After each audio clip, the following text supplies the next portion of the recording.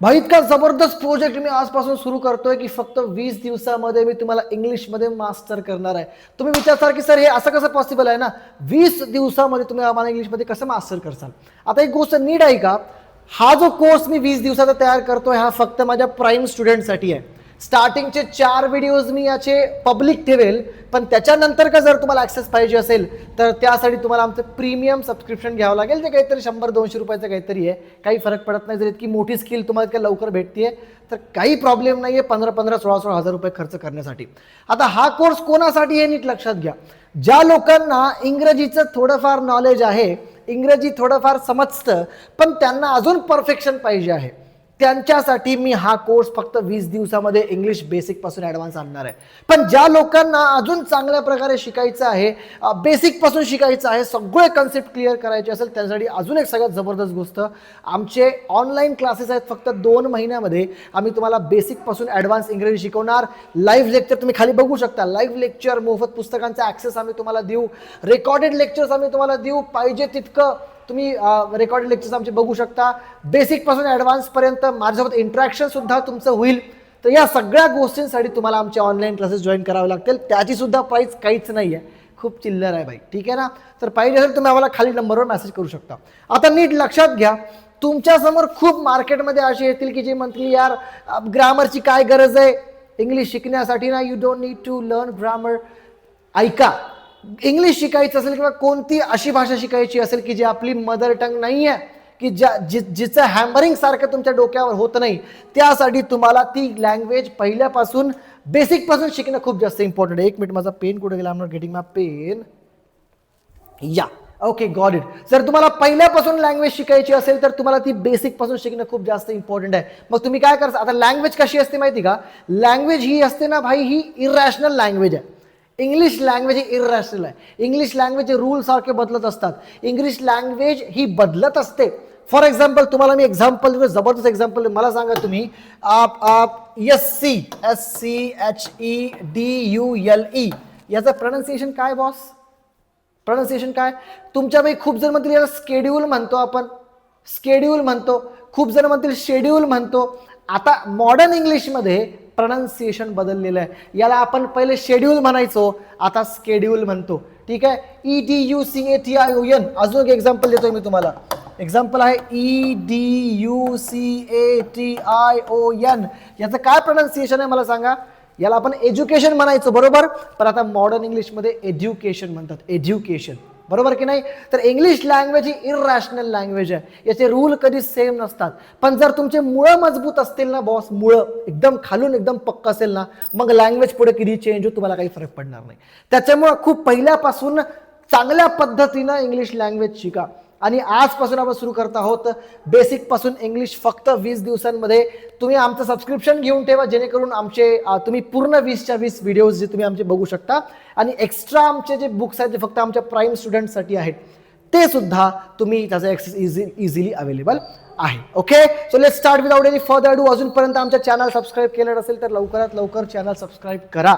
Okay, आणि आपल्या मित्रांना पाठवा आणि त्यांना सुद्धा तुम्ही शिकायला सांगू शकता. कारण आपल्याला असं वाटतं की मला इंग्रजी येतं, I am perfect in English, पण तुम्हाला इंग्रजी फक्त समजतं, तुम्ही बोलू शकत नाही. मेन रिझन माहिती काय?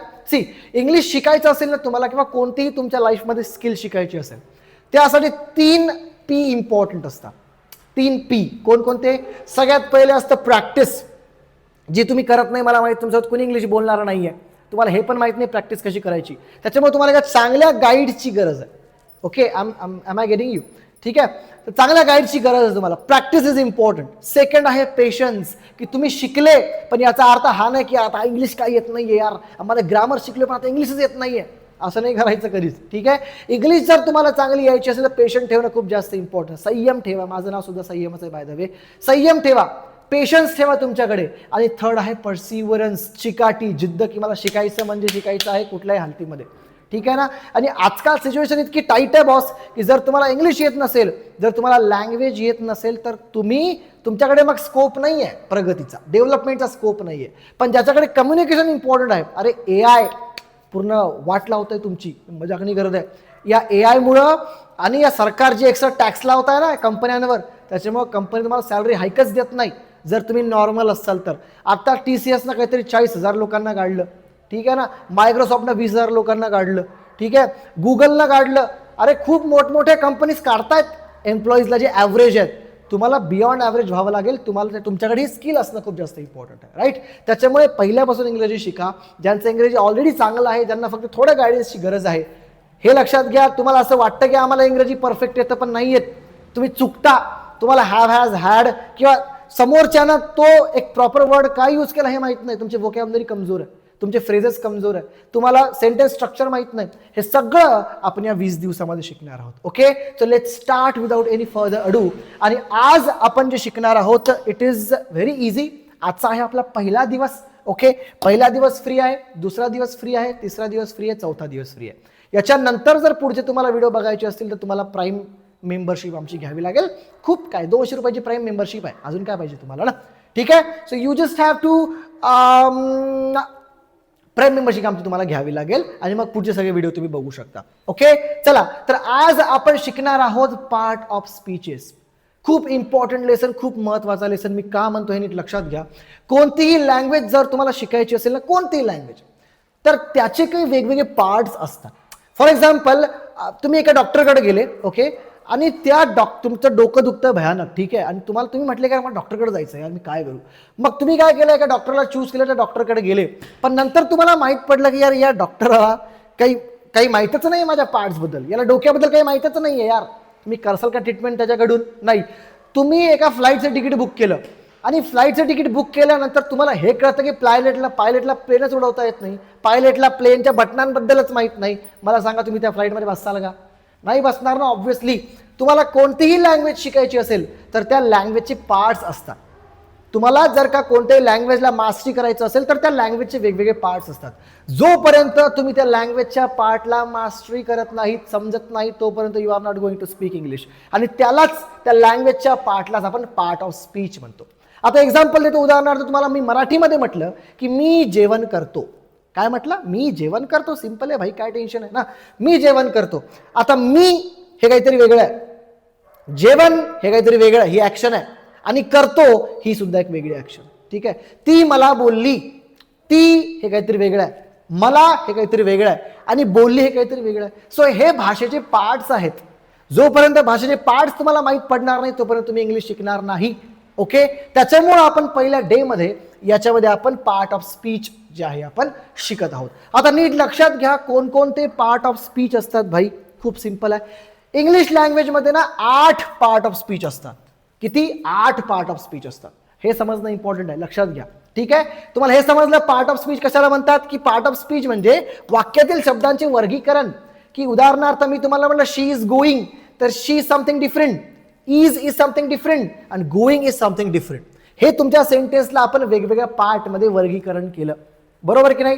जोपर्यंत तुम्हाला हे पार्ट ऑफ स्पीच समजणार नाही तोपर्यंत तुम्ही सेंटेन्स स्ट्रक्चर सुरू करणार नाही किंवा सेंटेन्स स्ट्रक्चर तुम्हाला शिकता येणार नाही. Okay, fine. आणि यावरून त्याला आपण पार्ट ऑफ स्पीच म्हणत असतो. सगळ्यात पहिला पार्ट ऑफ स्पीच तुमच्या समोर आहे, याला आपण म्हणतो नाऊन. मी तुम्हाला सांगितलं 8 पार्ट ऑफ स्पीच असतात. किती असतात? 8.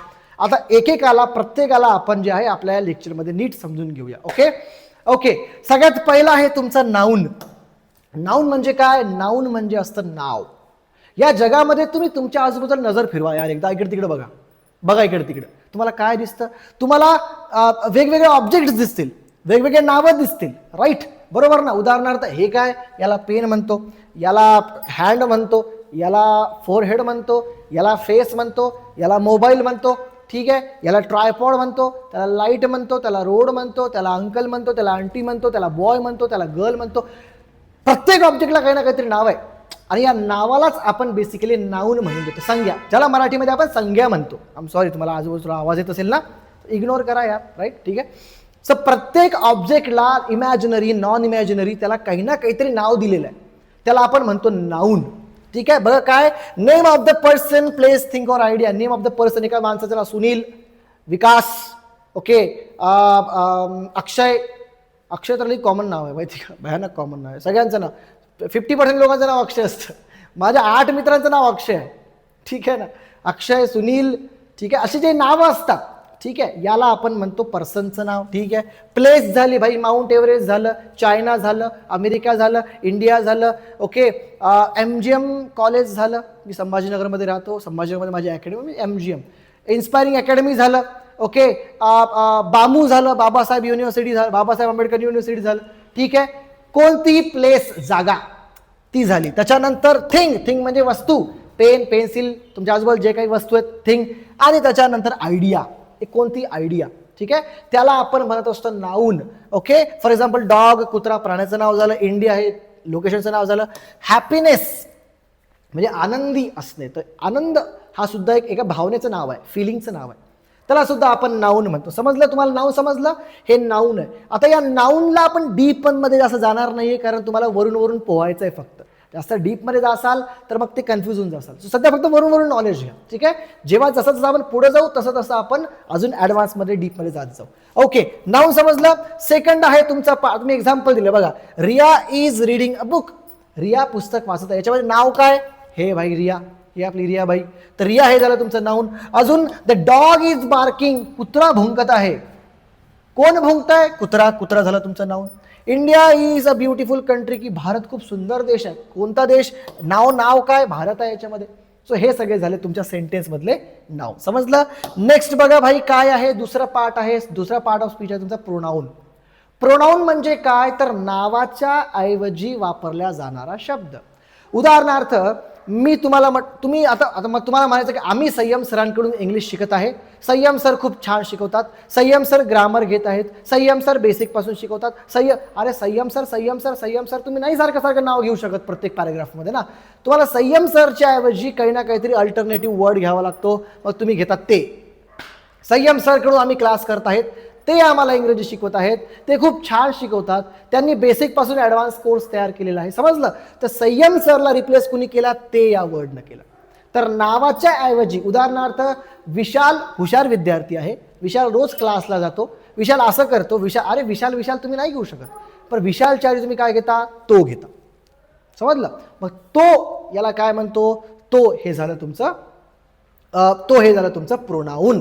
तर नावाच्या जागी जो शब्द तुम्ही तुमच्या सेंटेन्समध्ये घेता, नाव नाही घेत पण त्या नावातलाच रेफर करणारा शब्द, तो, ती, ते, आम्ही, तुम्ही, ते सर्व, ठीक आहे, इथे, तिथे, याला आपण प्रोनाऊन म्हणतो. समजलं? एक्झाम्पल बघा, ही, शी, इट, दे, तो, ती, ते सर्व. समजलं? एक्झाम्पल तुमच्या पुढे मी तुम्हाला सेंटेन्समध्ये दिलेलं आहे बघा. शी इज माय बेस्ट फ्रेंड, की ती माझी फ्रेंड आहे. नाव नाही आहे कोणतं, पण हे कळतं की मुलगी आहे. समजलं? आता शी हे झालं. दे आर प्लेइंग आउटसाइड, की ते बाहेर खेळत आहेत. ठीक आहे, दे. तर देला आपण काय म्हणतो? देला आपण म्हणतो ते सर्व. तर हे तुमचं प्रोनाऊन झालं. ही लिव्हज इन अ मुंबई, की तो मुंबईमध्ये राहतो.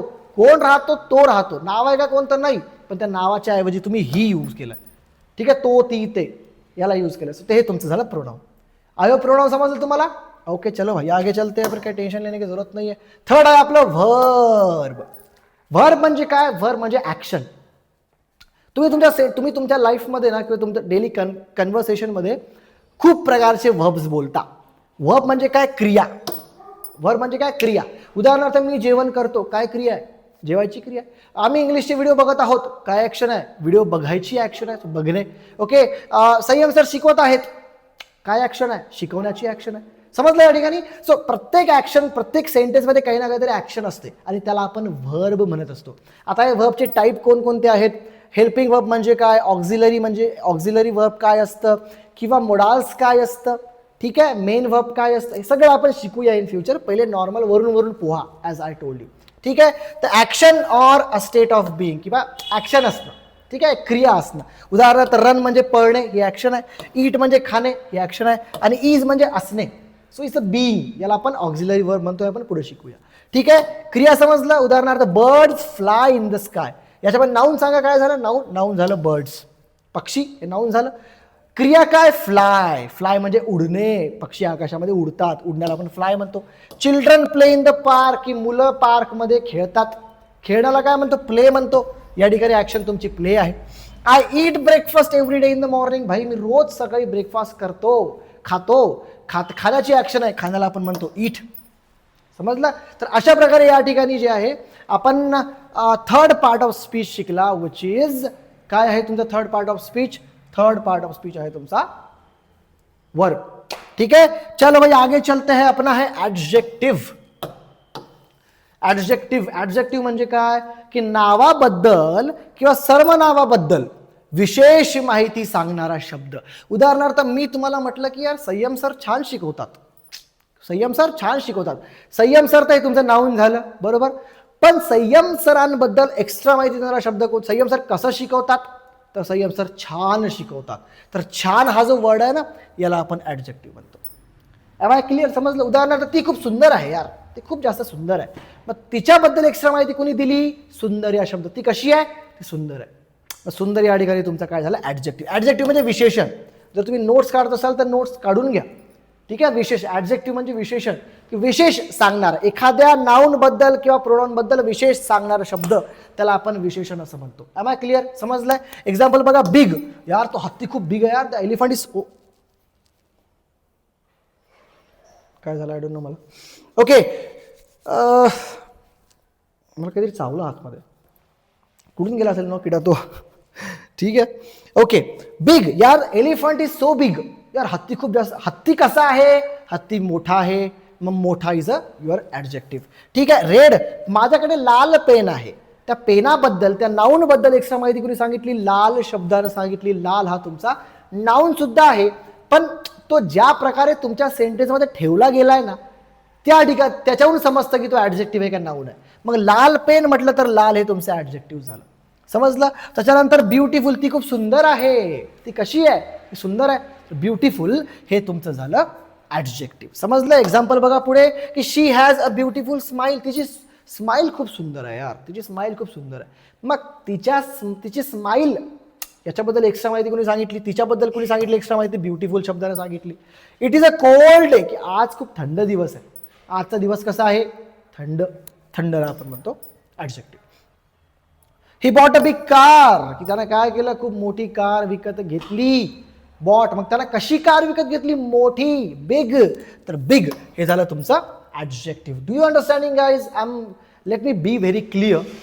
As I have a time limit. I know that you don't watch long videos. तुम्हाला 1 घंटा 2 घंटाची व्हिडिओ तुम्ही पाहत नाही, मला माहिती. तुम्हाला पट पट पट पट पट पाहिजे. You need something very fast. आणि मी what I am trying to give that in very better way. मी तुम्हाला ते तेवढंच फास्ट पण चांगल्या वेमध्ये द्यायचा प्रयत्न करतोय. अजून चांगल्या प्रकारे तुम्हाला समजून सांगायचा प्रयत्न करतोय. So if you have any questions, तुम्हाला काही प्रश्न असतील, तुम्ही डायरेक्ट आमच्या या नंबरवर आम्हाला मेसेज करू शकता की सर मला हा प्रश्न आहे, आणि आम्ही तुम्हाला तो क्लिअर करून देऊ. No need to worry. Okay, please chill up guys. Okay, next बघा काय सेंटेन्स. नेक्स्ट आपला आहे ॲडव्हर्ब. 4 आपण शिकलो. कोणकोणते? Noun, pronoun, verb, adjective. आता 5वा आहे तुमच्याकडे ॲडव्हर्ब. ॲडजेक्टिव्ह म्हणजे काय शिकलो होतो आपण? नावाबद्दल विशेष माहिती सांगणारा शब्द. ती सुंदर आहे, तो हुशार आहे, ते चांगलं शिकवतात. समजलं ना? ठीक आहे. Okay, am I clear? ठीक आहे. तर नावाबद्दल एक्स्ट्रा माहिती सांगणारा शब्द त्याला आपण ॲडजेक्टिव्ह म्हणतो. पण तुमच्या ऍक्शन बद्दल एक्स्ट्रा माहिती सांग. उदाहरणार्थ, तो खूप उंच उडाला. तो खूप उंच उडाला. आता मला सांगा, उंच हे त्याच्यासाठी म्हटलंय का? उंच कोणासाठी म्हटलं? त्याच्यासाठी म्हटलं नाही, त्याच्या उडण्यासाठी म्हटलेलं आहे. समजलं? सर नावाबद्दल एक्स्ट्रा माहिती सांगणारा शब्द हा ॲडजेक्टिव्ह झाला, आणि उंच उडण्याबद्दल ॲक्शनबद्दल एक्स्ट्रा माहिती सांगणारा शब्द त्याला आपण ॲडव्हर्ब असं म्हणत असतो. M I clear? ॲक्शनबद्दल तुमच्या. उदाहरणार्थ, तू खूप जोरात पळाला. तो खूप जोरात पळतो. आता जोरात हा जो शब्द आहे, हा शब्द त्याच्यासाठी यूज केला आहे. तो जोरात नाही आहे, त्याचं पळणं जोरात आहे, त्याची ॲक्शन जोरात आहे. समजलं? ती खूप छान लिहिते. आता मला सांगा, तिला मी छान नाही म्हटलं, ती कशी असो, पण तिचं लिहिणं छान आहे. सो तिच्या ॲक्शनला मी काहीतरी हायलाईट केलं. सो ॲक्शनबद्दल एक्स्ट्रा माहिती सांगणारा शब्द, ओके, त्याला आपण ॲडव्हर्ब असं म्हणतो. उदाहरणार्थ, क्विकली, लवकर. यार पोळी लवकर आण. तर पोळी लवकर नाही आहे, पोळीचं आणणं लवकर आहे. आणायची क्रिया लवकर कर. सो त्या आणण्याला मी हायलाईट केलं क्विकलीनं. सो क्विकली हे झालं तुमचं प्रोनाउन. अजून काय? व्हेरी. ही रॅन व्हेरी फास्ट, की तो खूप जोरात पळाला. व्हेरी म्हणजे खूप जोरात. ठीक आहे ना? खूप. ओके, ही रॅन व्हेरी फास्ट, खूप जोरात. या ठिकाणी काय? या ठिकाणी व्हेरी फास्ट हे तुमचं ॲडव्हर्ब आहे. Am I clear? त्याच्यानंतर वेल. यार she is doing well. Okay, और शी इज वर्किंग वेल.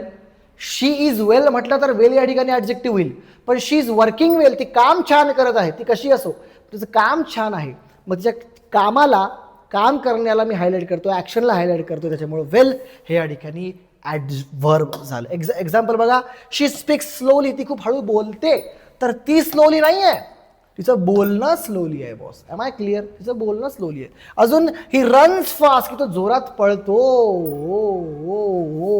पळतो फास्ट. आता फास्ट हा तो फास्ट नाही आहे, तो भली स्लो असेल पण त्याचं पळणं जोरात आहे. सो या ऍक्शनला एक्स्ट्रा माहिती सांगितली, तो आहे run fast. They worked quietly, की त्यांनी काम शांततेनं केलं. आता शांततेनं हा जो वर्ड आहे ना, हा तो शांत भली नसेल पण त्यानं काम शांततेनं केलं, मग त्याच्या काम करण्याला, वर्कला या ठिकाणी एक्स्ट्रा वर्ड सांगितलं ना, क्वाइटली. समजलं? तर तुमच्या ऍक्शनला डिस्क्राईब करणारा शब्द त्याला आपण काय म्हणतो, तर व्हेरी सिम्पल, त्याला आपण ॲडव्हर्ब असं म्हणत असतो. Very cool, very cool. Next बघा भाई, प्रेपोजिशन. खूप इम्पॉर्टंट आहे, कन्सेप्ट समजून घ्या. प्रेपोजिशन म्हणजे काय? उदाहरणार्थ एक ट्रेनचा इंजिन आहे आणि ट्रेनचा डब्बा आहे. आता मला सांगा, फक्त ट्रेनच्या इंजिनला तुम्ही कंप्लीट ट्रेन म्हणणार का? नाही. किंवा फक्त डब्यांना ट्रेन म्हणणार का? नाही. जोपर्यंत ट्रेनचं इंजिन आणि ट्रेनचे डबे मिळत नाहीत ते तोपर्यंत तुम्ही त्याला काय म्हणतात, त्याला तुम्ही म्हणता का? नाही. तर तोपर्यंत त्याला तुम्ही ट्रेन म्हणू शकत नाही. Right? Same like that, sentence आणि नाऊन यांना जोडण्यासाठी जो वर्ड इम्पॉर्टन्स. उदाहरणार्थ, माकड झाडावर आहे, मला म्हणायचंय माकड झाडावर आहे. आता मला एक गोष्ट सांगा, माकड झाडावर आहे मी म्हटलं तर मी द मंकी इज, माकड आहे बरोबर, आणि झाडाला आपण ट्री म्हणतो, the monkey is the tree. Sentence बरोबर आहे का? चुकलं. याचा अर्थ झाला माकड झाड आहे, अरे मला झाडावर म्हणायचंय. मग ट्री जे आहे ना, नाऊन, त्याच्या आधी तुम्हाला काय लावावं लागेल? त्याच्या आधी तुम्हाला हे प्रेपोजिशन लावावं लागेल. तो कशाला म्हणतात की भाई वर्ड झाले किंवा नाऊन, आणि याला आपण एक्स्ट्रा शिकूया जेव्हा तुम्ही आमच्या ऑनलाईन क्लासमध्ये, खूप जबरदस्त आम्ही याला एक्स्ट्रा, पण माझ्याकडे तेव्हा टाइम नाही आता, ठीक आहे ना? ओके.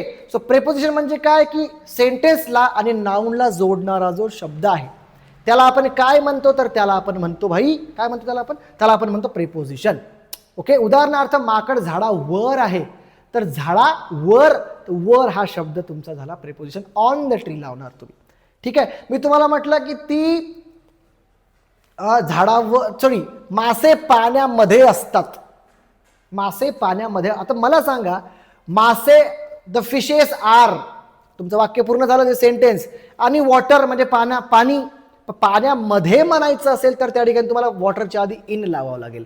तर मग काय सेंटेन्स तयार झालं, the fishes are in the water. तर ऍडजेक्टिव्ह काय करतं, तुमचं सेंटेन्स आणि तुमचं नाउन याला जोडायचं काम करतं. Very simple. एक्झाम्पल, इन झालं, ऑन झालं, अंडर झालं, समजलं ना? च्या खाली, च्या वर, च्या पुढे, च्या मागे, च्या बद्दल, च्या ठिकाणी, च्या वेळेस, ठीक आहे ना? किंवा च्या पलीकडे, सगळ्यात वर, खाली, याला आपण हे यूज करत असतो आपल्या sentence. For example, the cat is under the table. Under म्हणजे टेबलच्या खाली आहे, तर आता तुम्ही अंडरला गायब करा भाई. बघा, the cat is the table म्हणजे काय, कॅट हा टेबल आहे असं नाही म्हणायचं मला, कॅट हा टेबल नाही आहे, कॅट टेबलच्या खाली आहे, मग मी टेबलच्या खाली या नाऊनच्या आधी या प्रेपोजिशनला यूज करणार. Okay. I kept the book on the shelf, की मी काय केलं, पुस्तकाला शेल्फ वर ठेवलं, मग शेल्फच्या आधी मी ऑन लावणार, on the shelf. She is standing behind me, की ती माझ्या मागे उभी आहे, ती माझ्या मागे. मी आणि माझ्या मागे म्हटलं तर बिहाइंड लागणार, च्या मागे म्हणजे बिहाइंड, तर माझ्या मागे. शी इज स्टँडिंग, ती उभी आहे कुठे, माझ्या मागे. समजलं? तर एक अर्थ देण्याचं काम, एक योग्य अर्थ देण्याचं काम हे तुमचे प्रेपोजिशन करत असतात. Am I clear? समजलं? त्याच्यानंतर आहे कंजक्शन, हे आहे 7वं आपलं. कंजक्शन म्हणजे काय, की दोन सेंटेन्सला किंवा दोन वर्डला जोडणारा.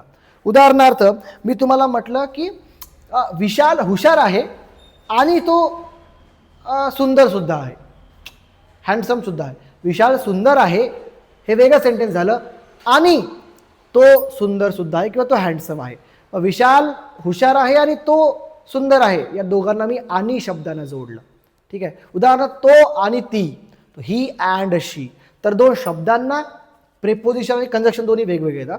ओके. दोन शब्दांना किंवा दोन सेंटेन्सला जोडणारा जो आहे त्याला आपण काय म्हणतो, त्याला आपण म्हणत असतो कंजक्शन म्हणत असतो त्याला. उदाहरणार्थ काय, अँड, बट म्हणजे परंतु. मला म्हणायचं आहे की यार संयम सरांनी इंग्लिश शिकवलं परंतु आम्ही क्लासमध्ये नव्हतो. आता संयम सरांनी इंग्लिश शिकवलं हा वेगळा सेंटेन्स आहे, पण आम्ही क्लासमध्ये नव्हतो हा वेगळा सेंटेन्स आहे. याला जोडलं तुम्ही बटच्या माध्यमातून, बट. मग संयम सर टॉट अस इंग्लिश, संयम सरांनी आम्हाला इंग्लिश शिकवलं, but we were not in the class, की आम्ही क्लासमध्ये नव्हतो. इट इज व्हेरी सिम्पल यार, ठीक आहे. आणि बिकॉज आम्ही क्लासमध्ये नव्हतो कारण आम्ही घरी होतो. We were not in the class because we were at the home. समजलं? तर अशा प्रकारे जे दोन सेंटेन्सला जोडणारे शब्द असतात त्याला आपण कंजक्शन म्हणतो. एक्झाम्पल तुमच्या समोर, I like tea and coffee. आता टी आणि कॉफी या दोघांना जोडायचं काम वर्ड ॲड न गेलं. ही स्मार्ट बट लेझी, की तो हुशार आहे पण आळशी आहे. ही स्मार्ट, दोन वर्डला जोडलं, स्मार्ट आणि लेझीला. ओके, अजून बघा, शी केम लेट, ती उशिरा आली, बिकॉज इट वॉज रेनिंग. ती उशिरा आली वेगळा सेंटेन्स आहे, कारण पाऊस सुरू होता हा वेगळा सेंटेन्स आहे. मग कारण न जोडलं because. So she came late because it was raining. I hope समजलं असेल. आणि the last one is interjection. Interjection म्हणजे काय? इंटरजेक्शन म्हणजे एक्साइटमेंट, तुमची फिलिंग एक्सप्रेस करणारे शब्द. तुम्हाला साप दिसला, तुम्ही कसं म्हणता? ओ म्हणता ना, साप दिसला कसं करता? अरे साप, ठीक आहे.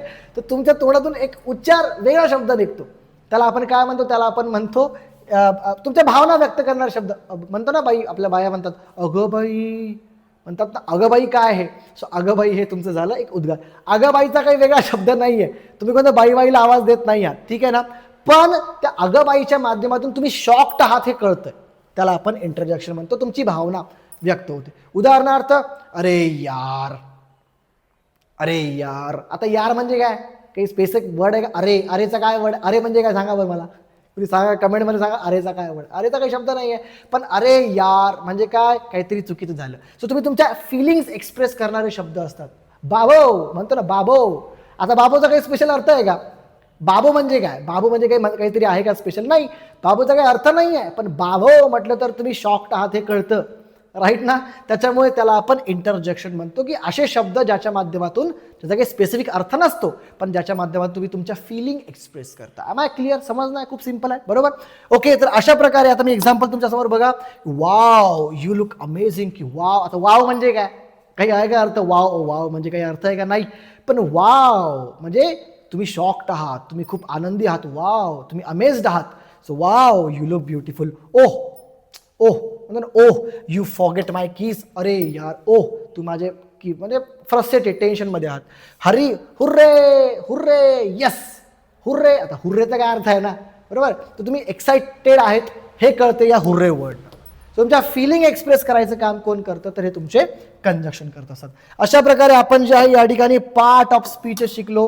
हे 8 जे आहेत, या 8 पासूनच जे आहे तुमची लँग्वेज बनत असते. जोपर्यंत तुम्ही या 8 पार्टला समजणार नाही तोपर्यंत काही होणार नाही. ओके, पुढचे व्हिडिओ अजून येत राहतील. 3 ते 4 व्हिडिओ याचे तुमचे पर्सनल तुम्हाला आम्ही पब्लिक करू, पण त्याच्यानंतर तुम्हाला मेंबरशिप घ्यावं लागेल. मेंबरशिप घेऊन ठेवा आजच, ओके, जेणेकरून टेन्शन घ्यायचं काम नाही तुम्हाला. कशी मेंबरशिप घ्यायची यासाठी आम्हाला तुम्ही मेसेज करा खाली दिलेल्या नंबरवर, आणि आम्ही तुम्हाला गाईड करू स्टेप बाय स्टेप तुम्ही कशी मेंबरशिप घेऊ शकता.